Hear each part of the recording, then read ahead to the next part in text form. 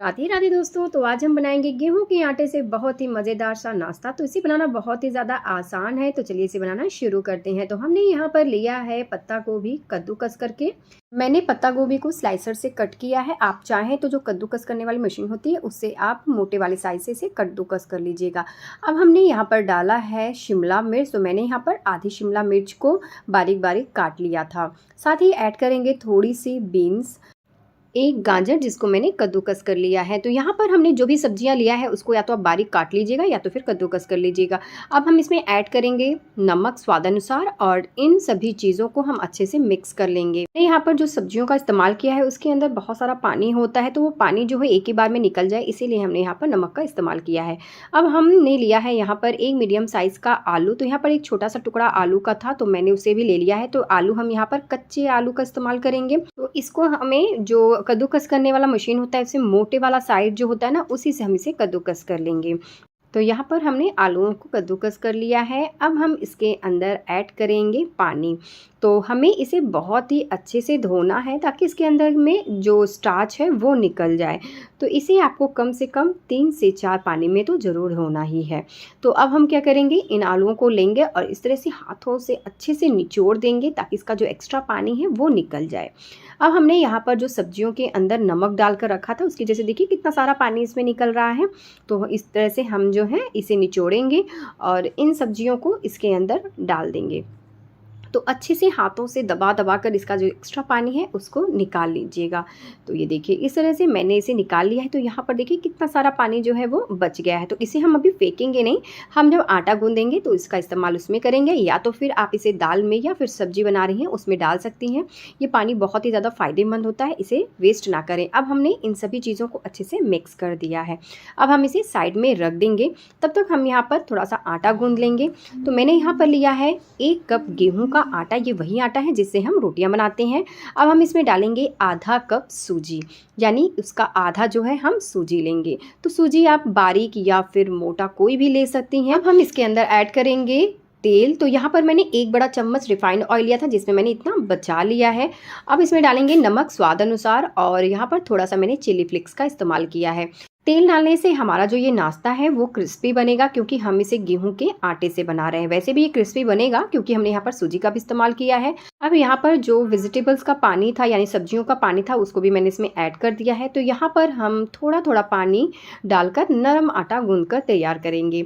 तो ध्यान रखिएगा आटा जो है आप वो सख्त मत गूंदिएगा क्योंकि इसमें हमने सूजी का इस्तेमाल किया है और सूजी जो है आगे चलकर वो फूलेगा तो हमारा जो डो है वो और भी टाइट हो जाएगा। तो ये देखिए हमने यहाँ पर नरम आटा गूंद कर तैयार कर लिया। अब हम इसे साइड में रख देंगे। तो चलिए बना लेते हैं घोल। तो उसके लिए मैंने यहाँ पर लिया है 1/4 कप मैदा। उसमें डालेंगे थोड़ी सी हल्दी, 1 बड़ा चम्मच सफ़ेद तिल, थोड़ा सा मैंने यहाँ पर मिर्च को काट कर डाला है। तो ये देखिए इस तरह से हमें काटना है। मैंने इसके सभी बीज निकाल दिए थे तो ये देखने में अच्छे लगेगा लेकिन ये तीखा नहीं होगा। तो यहाँ पर मैंने थोड़ा सा नमक डाला है। अब हम इसमें थोड़ा थोड़ा पानी डालकर इसका हम घोल बना लेंगे। तो घोल बहुत ज़्यादा मोटा नहीं रखना है, हमें यहाँ इसका पतला घोल रखना है।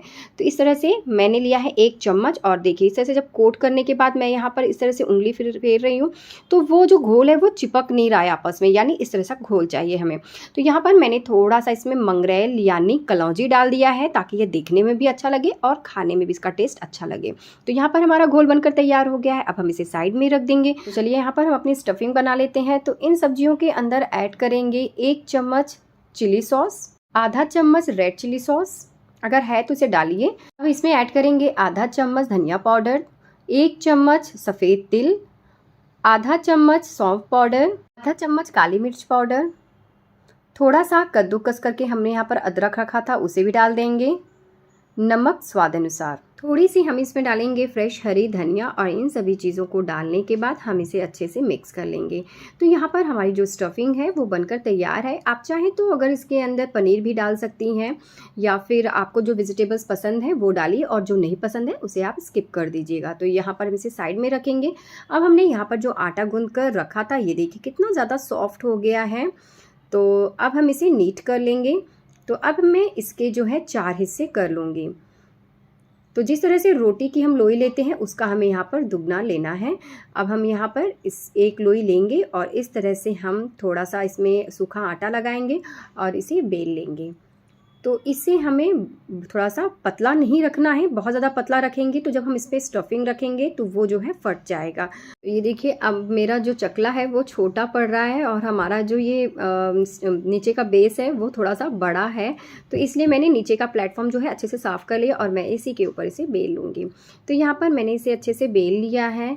अब हमने यहाँ पर जो स्टफिंग बना कर रखा था उसे इसके ऊपर चारों तरफ से अच्छे से फैला देंगे। तो इस तरह से आप इसे फैला लीजिएगा।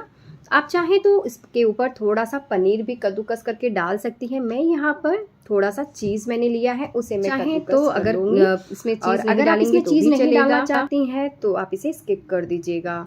तो अब हमने यहाँ पर इसे इस तरह से पकड़ना है और इस तरह से मैं इसे रोल कर दूँगी। तो रोल जो है आप थोड़ा-सा टाइट ही करिएगा, नहीं तो ये बीच में से खुल जाएगा।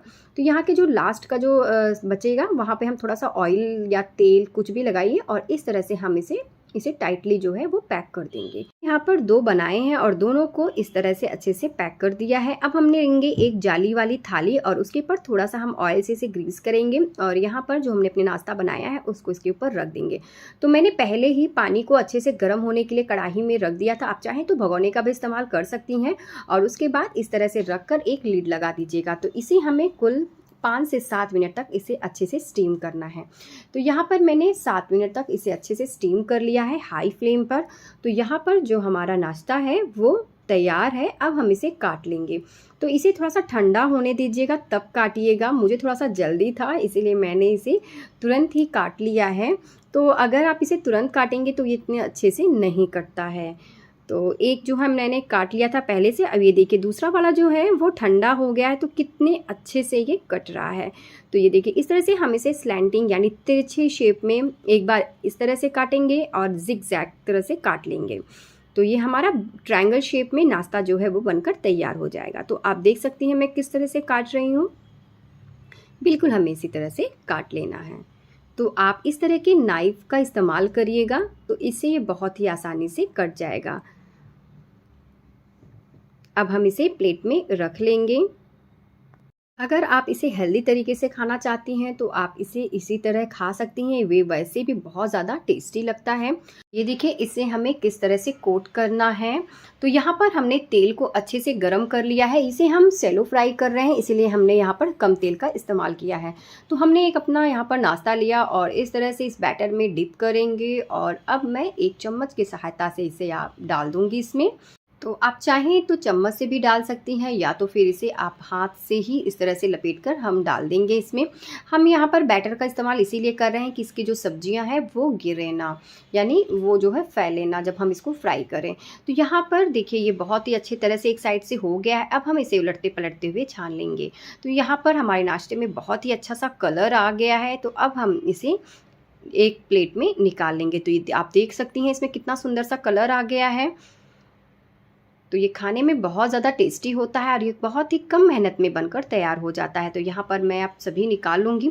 तो ये देखिए अगर आप चाहें तो पूरे में ना कोट करके आप इस तरह से इसके जो साइड्स में जो सब्जी वाली साइड दिखाई दे रही है तो इसको इस तरह से जो हमारा बैटर है उसमें डिप करिएगा और इस तरह से आप डाल दीजिएगा। तो इसे आप इस तरह से भी खा सकती हैं बनाकर। ये वैसे भी बहुत ही ज़्यादा टेस्टी होता है।